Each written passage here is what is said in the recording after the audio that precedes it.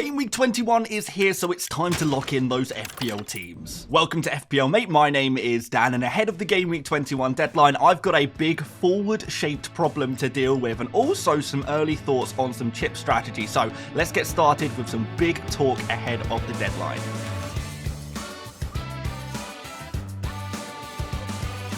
And first of all, guys, we do need to look at our Game Week 20 scores, and for me and many others, it was a bit of a rough week. I think Kirkes really saved my game week with his 12-pointer, but outside of that, not too many FPL returns to go around, with Raya and Gabriel, the Arsenal guys, blanking, Trent having a really bad game there, Sarr with another blank, Jackson, Jesus blanking, and even though there were some other nice points in the shape of Gordon and Palmer and Isak, overall, missing players like Wood and Mbermo and maybe some of those Nottingham Forest defenders really did cost me this game week. But it has to be said, I think my team is still in a reasonably good place. I think I still have a lot of the most desirable players in FPL right now, but there are a couple of holes that maybe need to be plugged, especially when we consider a double game week has been announced for Liverpool and Everton in Game Week 24. So lots of things to consider, lots of things to plan. We've got lots of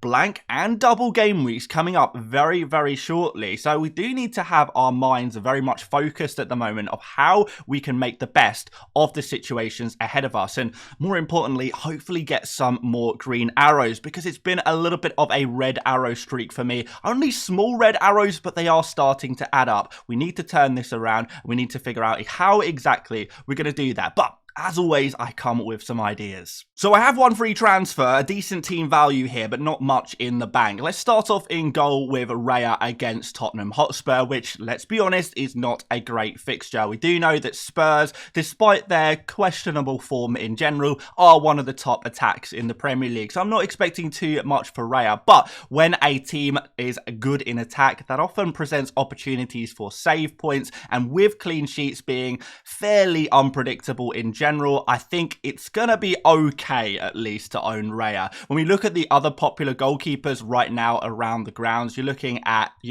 Sells maybe, who has a difficult fixture against Liverpool. A lot of people have Flecken against Man City. So it's not the greatest week for a lot of the popular goalkeeper choices this week, so we might just have to make do with what's ahead of us, hope for some save points, and at least take solace in the fact that Arsenal are still the top defence in the Premier League by some margin. When we look at this underlying data, 6.7 non-penalty expected goals against in the past 10 game weeks. That is really good, and I do feel Arsenal have been a little unlucky, though that being said, they have conceded 7 goals during this time. The problem is it seems to be 1 goal conceded per week at the moment, and hopefully, I don't know, even in these more difficult fixtures, I think Arsenal are a team you can trust to keep the score lines low. They are, let's be honest, a pretty negative team right now in footballing terms, and therefore you're always going to have a chance of clean sheets and the save points potential against a good attack. And there's a chance here. Is this cope? I don't know. It's a bad week for goalkeepers, guys. Let's be totally real. But next up, we have got Trent Alexander-Arnold. A lot of people are down on him at the moment, obviously, with a very poor performance against Manchester United in Game Week 20. But I think there is a bit of an overreaction in the FPL world. It is not the first time Trent has had a bad game from a defensive point of view. It won't be the last. His main, his main benefit is his amazing attacking ability, and that's why Trent is so important to the Liverpool team. And he's played 2 games, or played a part in 2 games since that Manchester United game. Came on as a sub against Spurs in the League Cup semi-final. Thought he played absolutely fine in that game, and obviously in the FA Cup as well against Accrington Stanley. He scored a goal in that game. So I played 60 minutes, substituted off, so enough of a rest there to make me feel that he is, he's back in fine form. He should be starting. He's ready to go for this next game week. I'm not concerned about Trent, and certainly Nottingham Forest, despite the fact that they are a top defence in the Premier League, they're a team that don't really generate too many chances. So I do still think this is a positive game for Liverpool from a defensive point of view, at least. After that, we've got the likes of Brentford, Ipswich, Bournemouth. These are all games where Trent is more than capable of getting returns. In fact, that Bournemouth game is going to be against both Bournemouth and Everton because of the double game week that has been announced today as well. So double game week for Trent in game week 24, Bournemouth and Everton, both away fixtures. And let's be honest, I think these two fixtures probably favour defenders more than they do attackers. If we go back and have a look at some of the defensive numbers through various teams, we do see that Bournemouth and Everton these are both top 6 defences in the Premier League on recent form, pretty strong defences in general, but also both teams that do struggle to score goals. Everton don't really generate too many chances, and Bournemouth are a team that do generate chances, but really seem to lack in the finishing department. They don't really have too many strong finishers in their team. So I do look at this double game week for Trent, and I think, actually, this suits him very well. So there is no way he is a sell for me. Definitely a player I want to keep, and I think we can move on. So Gabriel is next. We spoke about Arsenal being a better defence, although clean sheets less likely in a game against Spurs. At least it's a home game. But one thing I did want to mention with regards to Gabriel is that he is a player with great aerial ability from those set pieces. Arsenal are a good set piece team, and Tottenham are a weak team when defending set pieces. So when we're looking at those tactical matchups, I really do like Gabriel against Spurs. So not too concerned about that one.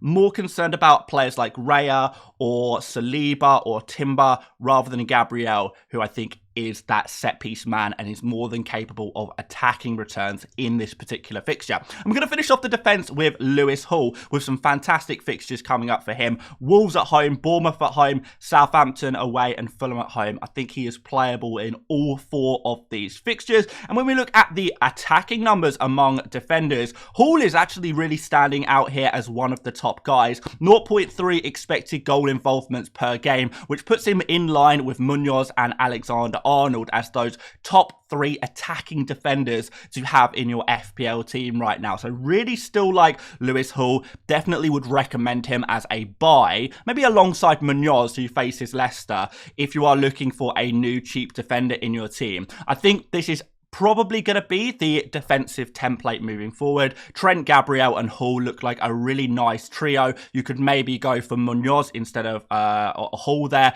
I know some people will say, what about a Forest defender? I would prefer a Forest goalkeeper, I think, generally, because the attacking output of the likes of Hall and Munoz as your cheap defender slot, I think vastly outweighs the Nottingham Forest defence, particularly when you consider that Forest's fixtures coming up are not so good. So I like Hall, I like Munoz in this position. I've got Hall, but he's definitely not the only option there at all. Let's move on into midfield. We've got Salah here against Nottingham Forest. I think this is going to be a tough game for him, certainly tougher than some of the previous games he has had, as Forest are one of those top defences in the Premier League and a team that's just been in great form.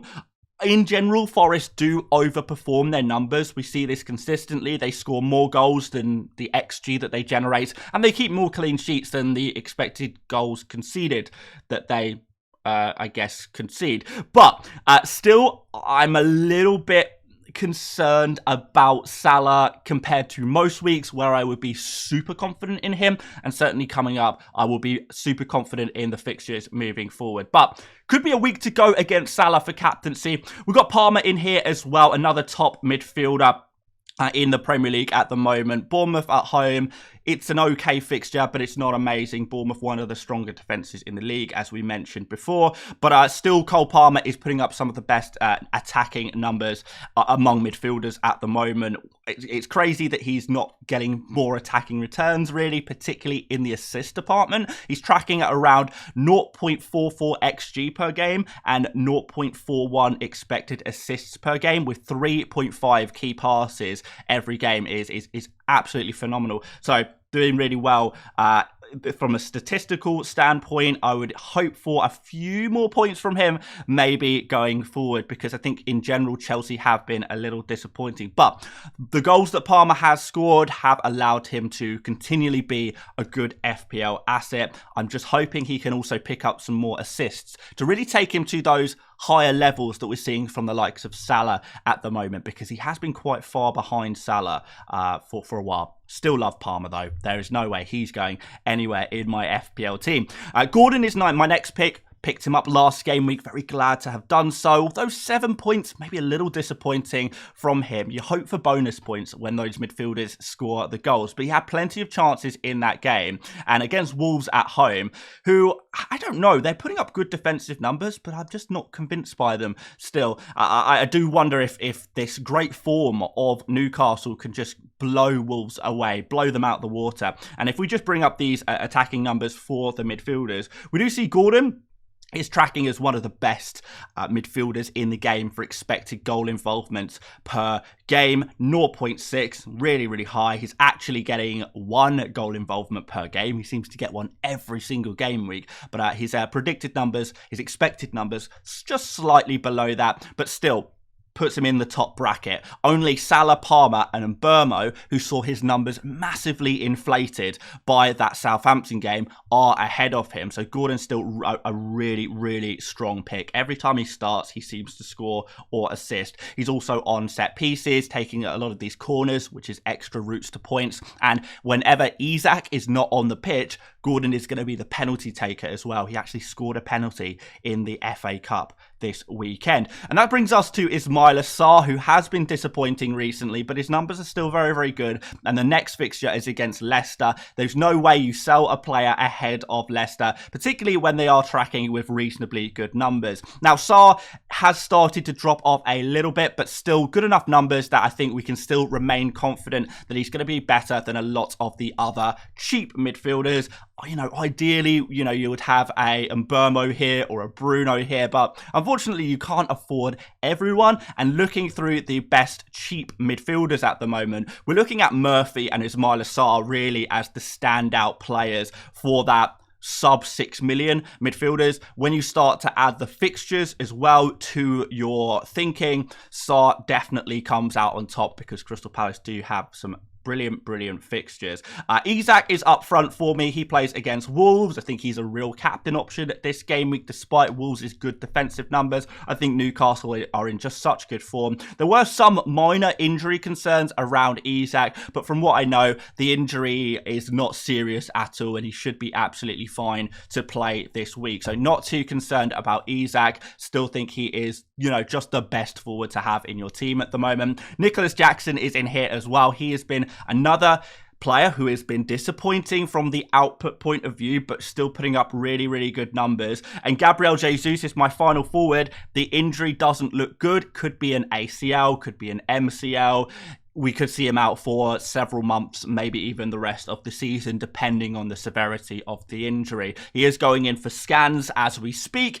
However, knowing Mikel Arteta, we will learn absolutely nothing from press conferences until it is leaked for certain what his injury is. We're never going to know for sure. Best case scenario, it is just some maybe bone bruising or something like that, and he will be fine to play within the next week. Unfortunately, Arsenal do play twice in the next week, and therefore, well, all teams really play twice in the next week because of the midweek deadline, and therefore we are expecting Gabriel Jesus to be out at a minimum the next 2 game weeks, which is super disappointing for me, because I need to figure out, you know, a Gabriel Jesus replacement now. I'm going to bring up the attacking numbers again for the forwards this time. And honestly, Jesus, when I picked him up as my transfer in last game week, I thought it was a really good transfer. I still think, you know, without the benefit of hindsight, it was a good transfer, because this is a guy who has amazing fixtures. He played Brighton last week, Spurs this week, Aston Villa, Wolves in the next 3 as well. All really, really good fixtures for an attacker. When we look at his form, he's been doing really well, scoring goals, getting assists. His underlying numbers are really good. Only Isak, Haaland, Havertz and Vardy are putting up, oh well, actually really only Isak and Haaland are putting up better expected goal involvement numbers per game. 0.6 for Jesus is really, really nice per start. Really happy with that. So, you know, he had the form, he had the data, he had the fixtures, he had everything I was looking for in an FPL asset, but unfortunately, he's injured. And now we've got to go in and try and replace him. Now, people will speak about Jackson as well. He is a player with great numbers, still 3.6 shots per game. No one in the forward position is doing better at the moment. Still 0.42 XG per game. It just needs to start finishing these chances. But the fixtures are good enough for Jackson to be able to do that. Still plenty of good home fixtures for Chelsea in the near future. But where else do we go? We've got Isak, we've got Jackson. I'm looking around. Haaland's too expensive. Havertz is a player I certainly don't trust. Jamie Vardy, maybe you could, but again, I'm probably not going to go there. Delap, these newly promoted strikers don't fill me with joy. Gakpo, I still worry about the rotation risk, and also I have other plans for my Liverpool triple up when it comes to double game week 24. Solanke is in here, but he plays against Arsenal next and then Everton in game week 25. So I don't think it's a good jumping on point for Solanke in the next 2 game weeks. Maybe after that looks a bit better. Wissa plays City and Liverpool in the next 2. Raul Jimenez, numbers massively inflated by those penalties. And I think the fixtures are okay for him in general, but you know, they're nothing spectacular. Then we've got Strand, Larson and Cunha. Horrible fixtures for Wolves. Joao Pedro, pretty poor fixtures again for him. Mateta, good fixtures in fairness, but do we trust him? He scored 1 goal in the past, I don't know, however many game weeks. Evan Nilsson's injured. Wood is a super interesting one. He plays Liverpool next. I quite like his fixtures after Liverpool, but I also look at Wood, and the reason I didn't buy him in the first place is because his data is so poor. He's taking 1.8 shots per game, 0.22 XG per game. Like, he's taking basically one shot in the box per game. I don't know if this is good enough. I don't know if this is sustainable. And yet it clearly is, because he keeps scoring goals, doesn't he? So, yeah, Wood is a super curious one. I think if I had to go somewhere, maybe it would be him. But I want to bring up the fixtures for all of the teams at the moment in the Premier League. Obviously, we see the likes of Arsenal, Everton and Liverpool because of their double game week 24, which hopefully should be updated on the hub ticker by the time you guys watch this video. The news has only just broke as I record this video about the Liverpool and Everton double game weeks there. But Arsenal, now, would have loved to have Jesus, but that's not going to happen. We've got Newcastle. I already have Isak. He's the only option in the forward position. Some people will say go for Raul Jimenez, but West Ham away with their new manager bounce. We've also got Man United, Newcastle, Forest, Palace in this next run of 6. Don't really love any of these fixtures. I'm not going to go for anyone from Manchester United. Aston Villa, there's going to be Watkins and Duran rotation, and the next 2 fixtures look bad. Can you kind of see what I'm saying here? Like, the forward market right now in FPL is not great. So do you just say, you know, there is no forward with good fixtures? Do you just go for a Chris Wood? If I knew that Gabriel would get injured this week, I would have just bought Wood last week in the first place. They would just kind of count my losses. Or do we just go to the bench? And let's have a look at my bench, guys. We've got Fabianski against Fulham. He's back and available. Rodgers against Everton. Don't love that fixture, but Rodgers has just been in such great form. He's scored against West Ham in the FA Cup a few days ago as well. So his form continues to be brilliant. Do we just play Rodgers this week and wait 1 week before making a final decision on Gabriel Jesus? I have got Castagna on the bench, who I would be okay. I would be fine with playing him. Kirkes not so much against Chelsea, but Castagna, if he had to deputise, I'd be okay with that. But I think Rodgers is fine for cover for Jesus. And even if I was to move Jesus to Wood, which seems like the sensible decision for me as someone with 0.1 million in the bank, then maybe I would play Rodgers anyway, rather than Wood against Liverpool. That's kind of what I'm thinking there. So I could make the transfer to maybe get ahead of price changes, because a plan that I do have is a little price change dependent.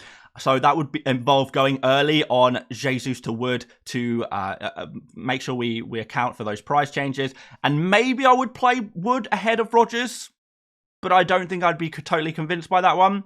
I don't know. Let me know what you think, guys. Who would you start out of Rodgers and Wood this game week? Most people would probably say Wood, but I think Rodgers may be slightly underrated. We know he has a higher ceiling. We've seen that many times this season. Wood is kind of capped out at 1 goal per game at the moment. 1 shot per game kind of does that to a player, but he is on penalties as well. Maybe he could get a penalty against Liverpool. Who knows? But yeah, aside from that, this is kind of where my team is at. Could go Jesus to Wood. I think the other forwards I would consider would be Mateta if I had enough money in the bank. Mateta a little bit out of my price range. Also not totally convinced. I want to double up on the Crystal Palace attack, but I would certainly consider Mateta. Raul Jimenez would probably be my third choice. So for me, the top 3 forwards to replace Jesus with would probably be Mateta and Wood, about even in first place, and then we'll give third place, I guess, to Raul Jimenez, but mostly because of that cheap price. But in general, the forward market right now is really not good, guys. It's really not great, and it might just mean that we just need to put more focus on the midfield positions and maybe switch to a 3-5-2 formation with our FPL teams. But let's talk about captains, and then I want to talk about a chip strategy that I have in mind. So captain right now, it's on Alexander Isak with the vice captain on Salah. I think this is a week to go against Salah if possible, but at the same time, Isak has just been in such good form. He's so exciting right now. It's not just goals, it's also assists. And Wolves at home is surely a better fixture than Forest away, given the recent form of each of those respective teams. But I want to talk about chip strategy. Let's throw up my fixture calendar that I made a few days ago. If you haven't checked out my fixtures and chip strategy video, definitely recommend you go and do so, where we explain this graphic in great detail. But just to give an overview, guys, we've got a double game week in game week 24. That's going to be for Everton and Liverpool. Everton will face Leicester at home, Liverpool at home, and Liverpool will face Bournemouth away and Everton away. After that, we're going to have a blank game week in game week 29. The 2 teams that reach the final of the EFL Cup will blank in game week 29, as well as their scheduled opponents for game week 29. Right now, that is most likely to be Newcastle and Liverpool, but we've got to wait for the second legs, which will happen, in the next month. It's going to be after the game week 24 deadline, where we will find out for sure who will be blanking in game week 29, and therefore those fixtures that are removed from game week 29 will go into game week 33 as a double game week. So how are we going to navigate that? Well, I have an idea, because Liverpool in particular are interesting. Double in 24, likely blank in game week 29, which would also mean a likely double in game week 33. If they also go far in the FA Cup, that means they're also going to be blanking in game week 34 and doubling in 36. So Liverpool are a really tough team, because you want them in your squad, then you don't want them, then you want them, then you don't want them. How are you going to navigate that? Well, hopefully I've got the solution for you guys. So, of course, chip strategies are nowhere near final at this point. We don't know exactly who's going to be blanking and who's going to be doubling, particularly whilst we wait for cup results, but we can still make predictions and rough plans based on the information we currently have to start generating some ideas, particularly for the next set of doubles and blanks, I suppose, which are going to be in game week 29 for the blank, obviously game week 24 for Liverpool, which is confirmed, and Everton, and also the game week 33 double, which will be obviously happening as well, which will be whoever reaches the final, which we're thinking Newcastle and Crystal Palace, and because they face each other in 29, they would blank in 29, and then Liverpool against Aston Villa, which was scheduled for game week 29, but should be moved to 33. So this is on the Fantasy Football Hub, my team tool, of course, guys. If you haven't checked it out already, you can do so for free using the link in the description. Really useful for me to show you how we plan out our team. So let's assume we make the Jesus to Wood transfer now.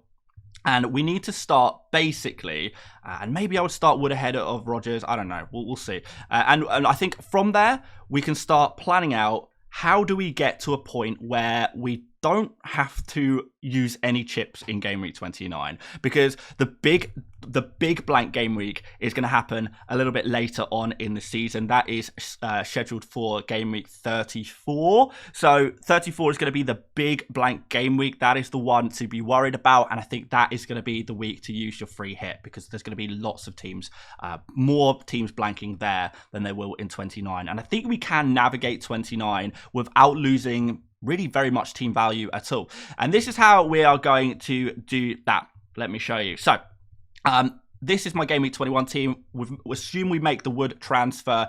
Then in a couple of game weeks time, maybe game week 23, I would be looking to move Raya to a good friend, Alisson Becker, for his double game week, and that would give us Ipswich at home, followed by Bournemouth and Everton, the double game week in game week 24. That would give me my 3 Liverpool players, and the reason I like Becker or Alisson in particular for this third Liverpool slot is, one, because I think the double game week favours defenders more than it does attackers, which we mentioned before. Alisson is also nailed on, so you're not worried about rotation in the same way as you might be with a Gakpo or someone like that. But third and finally, and maybe this is the most important point, is that Alisson is not a concern in game week 29 for his blank game week. So let's continue to move on. Game week 24, maybe game week 23 or game week 24,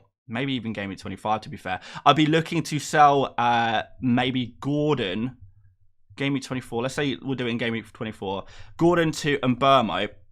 It looks like I can't quite afford this yet, but if Gordon goes up in price 0.1 million, I will be able to afford this. So this is very tight, and I might have to make additional transfers to be able to afford this. But moving Gordon to Mbermo in game week 24 or 25 works really well, because you get a really nice run of fixtures from Mbermo. You get to skip City, Liverpool and Palace away and get in on Spurs at home, West Ham away, Leicester away, Everton at home, which are pretty nice fixtures for him generally. So let's assume we make those transfers and we are cutting things down.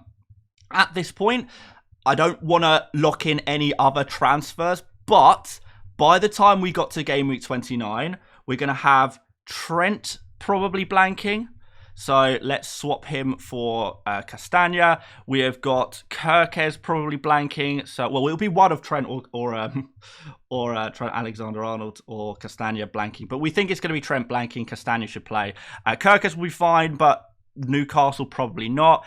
And finally, we've got Salah and Isak probably blanking, but Rodgers is obviously going to be a problem as well. So we need to make a couple of transfers, and what it would... Oh, the final thing about Alisson, you can play Fabianski. Boom. Play Fabianski against Everton, no problem at all. So at this point, we think that it will be only 2 players who will be blanking at that point. You only have 2 blankers. You can bench triple Liverpool and one of your Newcastle players.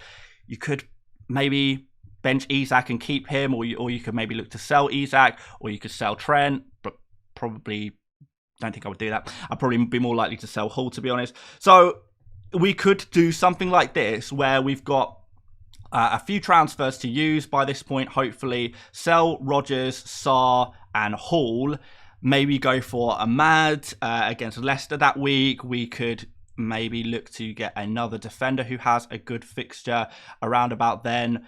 Maybe a Nottingham Forest defender might be quite nice. So let's say Milenkovic, could be Aina as well. And we could replace Sarr with someone as well. Let's find someone cheap. And even though this team doesn't look amazing necessarily, it means you don't have to use any chips here. And you don't lose any team value. So I think it would probably be a choice at this point. Do you sell like a Salah or an Isak and try and maximize your team value? Well, I guess the team value of Game Week 29 individually, but lose team value in the future? Or do you just kind of say, okay, I'm going to bench my expensive guys, I won't lose any team value for the rest of the season, and I will have a perfectly playable team for this week. Let's just throw in a Langer for an example for this team. So the team might look like this in Game Week 29 with no chips needing to be used. Don't know who we'd captain. Maybe we would captain someone like Chris Wood against Ipswich. We'd be tripled up on Forest, which could be pretty nice, and we'd have a full squad. With minimal transfers needed to be used in Game Week 29 and no chips needing to be used. That would also mean that I wouldn't need to wildcard in Game Week 30 because my team would be perfectly reasonable, perfectly fine for Game Week 30. You look at this team and you think, yeah, actually, this is still really, really strong. We still like the look of this team a lot. Having a look at that, Game Week 30 team would be fine. This doesn't require a wildcard at all. You could just carry on going and look to wildcard immediately before double Game Week 36. You could wildcard in Game Week 35, ready to bench boost in Game Week 36. So that would work really, really well. And you could even look to play your assistant manager chip, ready for the Game Week 33 double as well. It would mean using a lot of chips later on in the season, but it would save you using a free hit in 29. It would save you using a wildcard in 30. You would keep all of your team value, but you probably just have to accept a slightly lower score in Game Week 29, unless, of course, you know, we see a great result from Forest, maybe Manchester United do well in that game week. Can Burmo smash it against Bournemouth? Possibly. It's going to be interesting between Arsenal and Chelsea, but if Chelsea got a good result, there would be other transfers to use to improve this team further, of course. Maybe you would say sell Jackson at this point, but in general, it works. So that is what I'm thinking right now for my chip strategy. Just to summarize, we may as well go to my spreadsheet here of the game weeks coming up. So it would be basically transfers up to Game Week 29 would be fine all the way up to Game Week 33, looking to make more transfers and use an assistant manager chip for that region. So Game Week 31 to 33 would be your assistant manager, and then Game Week 34 we would use a free hit chip. Game Week 35 we would use a wild card chip ready to bench boost in Game Week 36. I think it works. Maybe it only works for my team, and maybe it does mean that sacrificing a few points in Game Week 29, but I keep all of my team value, which is good, and it would cover me for the Game Week 34 blank, which really does worry me, and hopefully it would allow me to capitalize on Game Week 33 as well. I think this could work pretty well because I could really dead end into Game Week 33. If you're free hitting in 34 and wild cutting in 35, you could throw all of your resources in maximizing the amount of double Game Week players you have in 33, which would mean bringing back in Newcastle players, bringing back in Crystal Palace players, bringing in maybe some more Aston Villa players as well. That would work as far as I'm concerned. Based on current information, because things might change between now and then. But based on current information, based on current predictions, that is my current chip strategy. I think it works, but we'll see if anything changes, of course. But let me know what you think about that, guys. If you think that's a good chip strategy or not. Fingers crossed it will be. If you enjoyed this one, make sure you do drop a like, do subscribe if you're new around here. If you want a better understanding of the doubles and blanks, please do go check out the video on my channel around that. We posted that a few days ago. Do check it out. But aside from that, guys, I'll see you tomorrow for the deadline stream, and I'll see you later, mates. Bye-bye.